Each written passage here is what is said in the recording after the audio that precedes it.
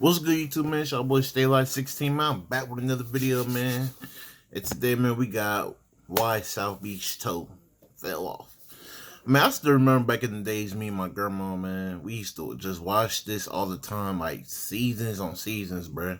Like, all night, man. Like, this show's a classic to me, bruh. It's crazy because I didn't know it was fake. Well, I was really young when I watched it, but I didn't know it was fake, bro. I thought it was all real for real. But even though it was fake, one thing I can't lie, bro, it was irritating, bro. It was irritating, man. Also, for real, for real. This show, good memories with the show, bro. And Bernice, I ain't gonna lie, her right there, she carried the show for sure on sub, bro. She was the best character on there. I ain't gonna lie. Definitely my grandma's favorite character, bro. But I ain't gonna lie, I might have to go back and watch a couple episodes. It's been a long time. I don't know. I might. But like I'm subscribing, y'all. I'm finna leave the original video down below, man. Let's get straight to it, man. Hey! What you gonna do now, punk ass? I bet I'm getting in the way. It started with a script. I remember this episode. How did you... I cannot believe as a kid I really fell for this, bro. Because it's like, how did she get you to get in handcuffs, bro? Like, come on, man. There ain't no way. You that stupid. Not a dramatic monologue, not a slow zoom, just a full-grown man screaming in the middle of a Miami parking lot because his car was being towed by a woman named Bernice, who looked like she'd body-slammed 3 people before breakfast. I could give a about the police. Man, if Jerome went down... Welcome to South Beach Tow, a show so chaotic it made cops look like a meditation retreat. That boy Jerome look mean as hell, but soft, bruh. Wasn't reality TV. This was Florida Man, the series. And for a glorious few years, it ruled the trash TV kingdom.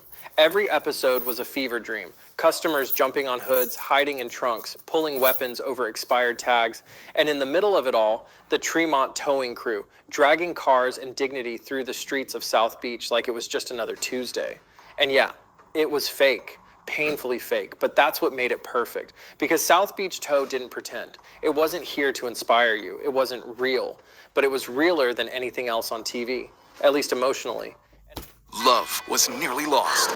Bruh, come on, man. Pretend. It wasn't here to inspire you. It wasn't real, but it was realer than anything else on TV, at least emotionally. And emotionally, it felt like a 24/7 panic attack wrapped in a tank top and flip-flops. It gave us Bernice, the most feared woman in Miami. It gave us Jerome with the energy of a man who's seen some things. It gave us Robbie, just Robbie. But then the magic started to crack, and by the time we noticed, it was already too late. I tried to give you an opportunity and you screwed it up. Get the hell out of here. To understand South Beach Tow, you first have to understand Miami. Not the postcard version, the real Miami. The one where someone might key your car for taking their parking spot and then wave at you like nothing happened. And at the center of it all was Tremont Towing, a real family-run tow yard that somehow became the set of the wildest fever dream ever filmed. When South Beach Tow premiered in 2011, it claimed to be a gritty, behind-the-scenes look at the daily grind of towing illegally parked cars in South Beach. But it took about 30 seconds for viewers to realize this wasn't a documentary. This was pro wrestling with clipboards. At the heart of the operation was the Ashenoff family. Robert Sr., the gruff patriarch with the charisma of a brick wall and the attitude of a parole officer. Christy, his sharp-tongued daughter, who ran dispatch like a mafia boss disguised as a receptionist. And Robbie Jr., who looked like he was halfway between a tanning appointment and a midlife crisis. Right out of the gate, the family dynamic gave the show its soap opera DNA. Christy and Robbie bickered like siblings on a sugar high, and Robert Sr. mostly stood around yelling at both of them to get it together, which, spoiler, they never did. Then there were the tows themselves. Every retrieval turned into a drama class final project. I need to get the out of here. It's $250.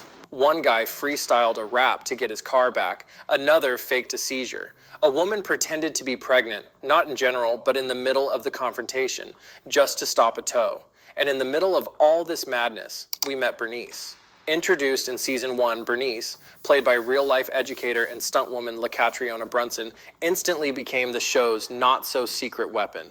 She didn't just tow cars. She dominated scenes like she was auditioning for Fast and Furious 19. I ain't gonna lie, Bernice was not playing around, bro. She was gonna put them hands on you, bro. Like, And she didn't tolerate no disrespect, bro. She gonna call it what it is, and you gonna accept it. Like, for real. Bernice, played by real-life educator and stuntwoman LaCatriona Brunson, instantly became the show's not-so-secret weapon. She didn't just tow cars. She dominated scenes like she was auditioning for Fast and Furious 19, Repo Reckoning. She slammed customers into chain-link fences, dragged grown men off hoods, and handled every outburst with the same facial expression. Utter boredom mixed with barely concealed rage. I'm in a terrible rush. Obviously, Listen to me. okay. What? I told you to keep your... It didn't take long before Bernice Don't Play became the unofficial motto of the entire show. Season 1 mostly centered around outrageous tows and simmering family tension, with one explosive exception. In the now infamous episode Memorial Day Mayhem, what starts as a routine holiday tow devolves into a full-on brawl in the tow yard. People screaming, fists flying, guns drawn. Christie would later call it a Memorial Day war with a whole lot of guns. You know, just your average Tuesday at work. And just when it couldn't get messier, we learned that Tremont Towing had enemies. Yes, even in the world of parking enforcement, rivalries exist. A shadowy competitor began circling like a shark, the finest towing, led by the smirking, scheming Larry Diaz. Tow trucks had officially entered gangland territory. I ain't gonna lie, bro. Banging tow trucks is crazy, bro. Like, I'm weak as hell, bro. You know what that reminds me of, bro? GTA Vice City, bro. With that taxi business, bro. Like, they literally having an all war taxi because of two different companies, bro. That's funny as hell, bro. Enforcement rivalries exist. A shadowy competitor began circling like a shark, the finest towing, led by They slinging towing trucks. the smirking, scheming Larry Diaz. Tow trucks had officially entered gangland territory.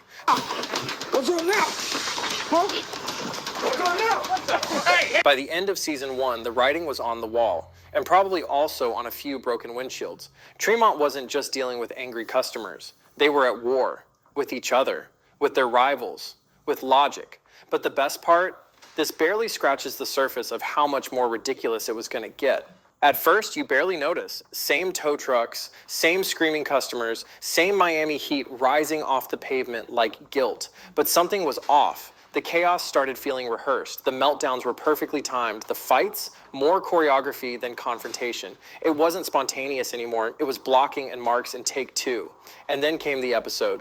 Bernice gets kidnapped. Yes, kidnapped. Black van, masked men, full abduction. Bro, yo, wait on, bro. We gotta go back, bro. Like, kidnap is not funny, but I don't know, bro. He'll say Bernice getting kidnapped made it funny because she don't tolerate that. It wasn't spontaneous anymore. It was blocking and marks in take 2. And then came the episode. Bernice gets kidnapped. Yes, kidnapped. Black van, masked men, full abduction. She breaks out minutes later, casually walks back to work like she just ran to CVS. Not a scratch on her. Epic? Yeah, not for real. That don't make no sense. That's definitely fake. Because at that point, cut the cameras, everything, bro. Because this is serious now. Yes. Believable? Not even close. That was the moment the mask slipped. Before, the show flirted with realism. Now, it had fully eloped with absurdity. Then came the reveal behind the curtain. Jennifer Lopez was producing it. Yes, that Wait, what? For real? I did not know that. J-Lo, her business partner, once got towed by Tremont and thought, you know what this needs? A TV deal. And just like that, Jenny from the block became Jenny from the lot. The writing followed suit, predictable beats, repeat catchphrases every episode. Someone parks illegally. They freak out like they just lost a limb. Bernice shuts it down with a one-liner and walks off like an action hero in orthopedic sneakers. Touch me. Do you You understand already me? touched I will me, hit ma'am. some or a bitch like you any day. Even the customers felt like extras. Even the rage felt rehearsed. And even Bernice, unstoppable, unshakable Bernice, started phoning it in. Online, fans took notice. Comments turned skeptical. Memes turned sour. Reddit threads shifted from, did you see this, to wait, is this even trying anymore? And the real tragedy, it wasn't that it was fake. It was that it had stopped being fun. Because once you can predict the punchline, the chaos isn't chaos anymore. By the time Bernice launched herself off a parking garage and crashed through a car window like a Marvel stunt double, the plot hadn't just gone off the rails. It hijacked a train, drove it through a fireworks factory, and waved at the camera while doing it. Soldier, please. Oh, Bernice. Christy! Let's rewind to season 3. The show was peaking in chaos, in absurdity, and in meme potential. In the now legendary episode Bernice Goes Down, our queen of the tow yard gets knocked off a multi-level garage by a fleeing customer. She falls a full story down, a fall that would break most human beings. But this is Bernice we're talking about. She stands up, walks it off, and in her next move, punches through the car window from below and drags the driver out like she's the repo version of the Terminator. The internet would later crown this scene the greatest 2 minutes in television history. And you know what? Fair. But while Bernice was defying gravity, the rest of Tremont Towing was imploding from the inside. That season, Robbie Jr., forever tired of playing second fiddle to Christy, decides he's had enough. Together with longtime employee Gilbert Perez, he secretly forms a rogue towing company. What's going on here? What is that? What are you doing with all that cash? It's my rent money, bro. I gotta go pay the landlord. What's going on here? What's happening? Christy, she found out about everything. R&P Towing. Yes, behind his family's back, Robbie starts poaching jobs, using Tremont's trucks, and basically committing corporate betrayal with a side of entitlement.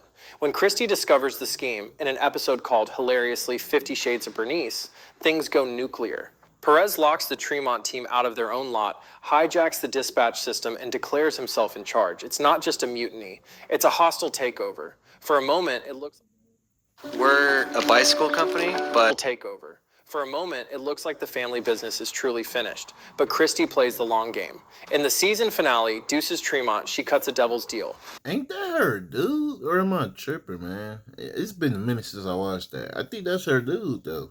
Tremont and R&P merge into one company. The enemy is now a partner, and just like that, Tremont Towing is gone. Then comes season 4. And the show, having already defied realism, decides to defy logic. In the opening episode, Apocalypse Tow, the old Tremont office literally explodes. A freak gas leak, a careless cigarette, and boom. Christy, I don't do well with change.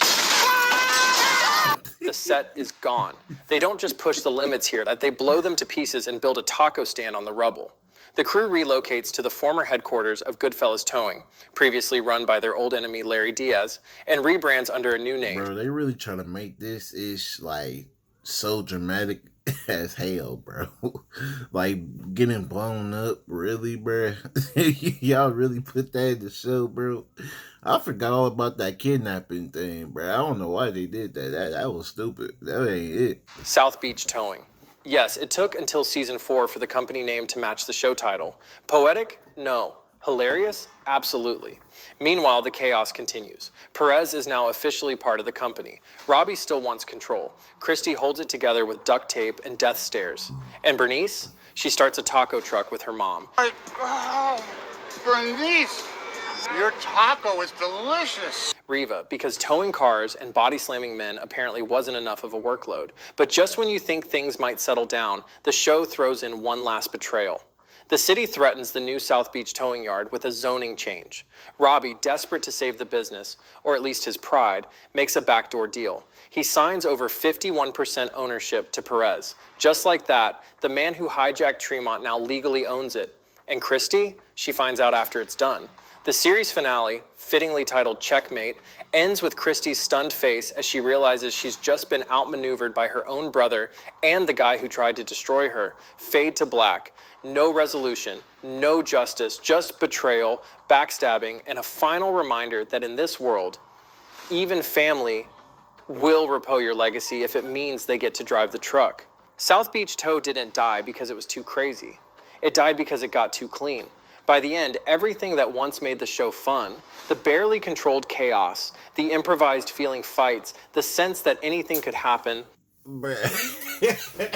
Ain't the way she pulling this grown ass man, bro. There ain't no way, bruh.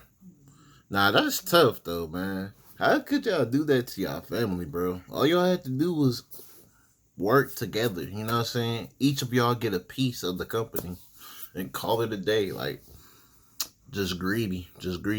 Had been scrubbed away. What was left? a polished parody of its former self, pretending it still had edge. Remember when you couldn't tell if people were real or actors? Well, True TV eventually confirmed what everyone suspected. The show was full of dramatized reenactments, which is network code for, we hired stunt people to fake fights because the real ones weren't crazy enough.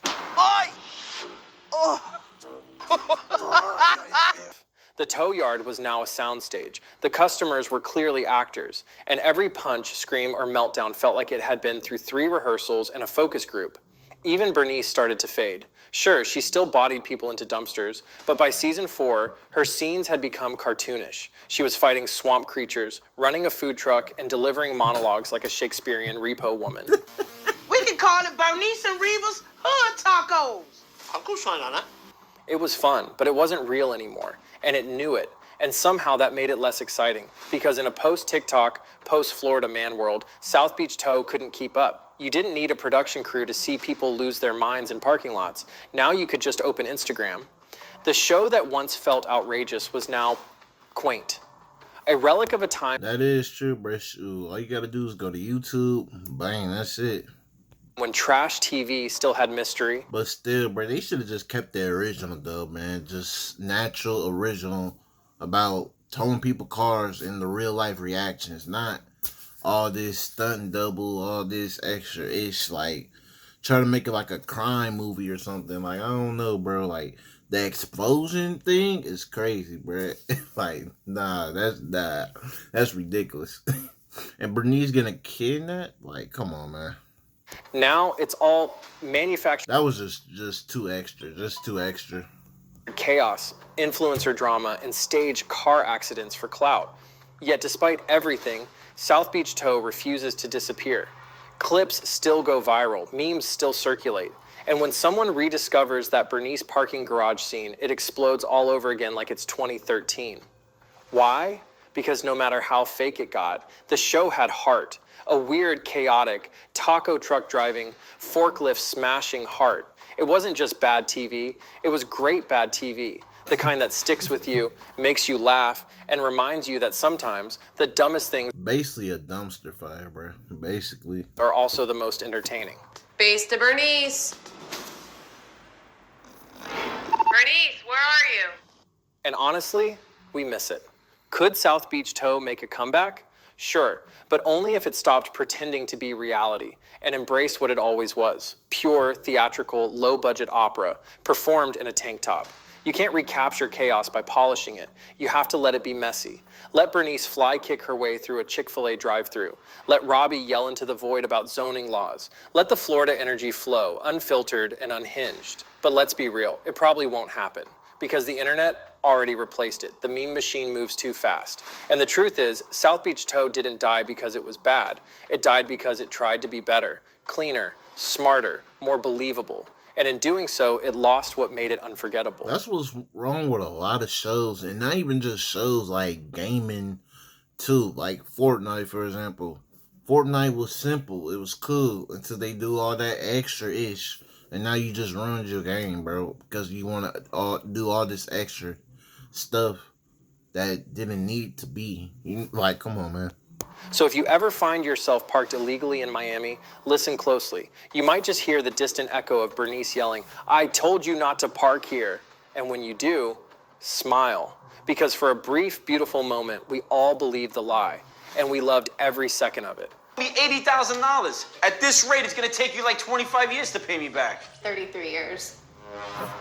Oh, and if you made it this far without getting towed, you deserve a reward. So smash that like button, subscribe for more deep dives into beautiful disasters, and remember, reality is fake, parking enforcement is real, and Bernice is eternal. Man, nah, for real, bro. Hey, like, comment, subscribe, y'all. I'm finna leave the original video in the description down below, man. Tell me how y'all feel about this, you know. Let me know y'all comments down below, any video suggestions. But yeah, this will forever be a classic though, bro. But a lot of people just need to know when to set their limits, you know. Just make things simple. Don't overdo it. You know what I'm saying? Like, you overdoing it just ruins your show. You know what I'm saying? But either way, like he said, you could just go on the internet and just watch pranks, not even pranks, but you just go to the internet and find anything, for real. Anything, like, same thing as this. People don't even have to watch a TV show, bro. They could just go online and watch things like this. You know what I'm saying? But, like, I'm scarred, y'all. I ain't got much to say, man. I'm out, man. But this forever be a classic, though. Bernice, classic. Man.